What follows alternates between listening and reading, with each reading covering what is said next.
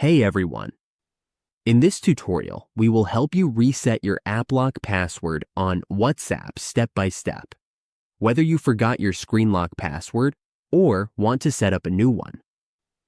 If you are using WhatsApp Web and want to receive or set up a new AppLock password, simply click on your mini profile logo in the lower left part of the screen.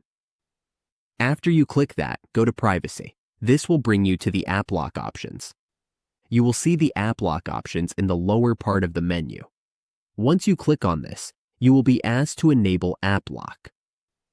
After you enable the AppLock, you can set a new password. Just enter the new password and confirm it.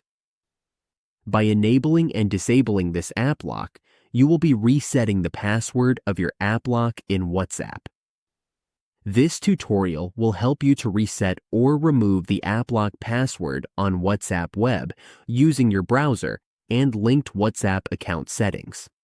It will guide you step by step to regain access, increase security, or set a new password if needed.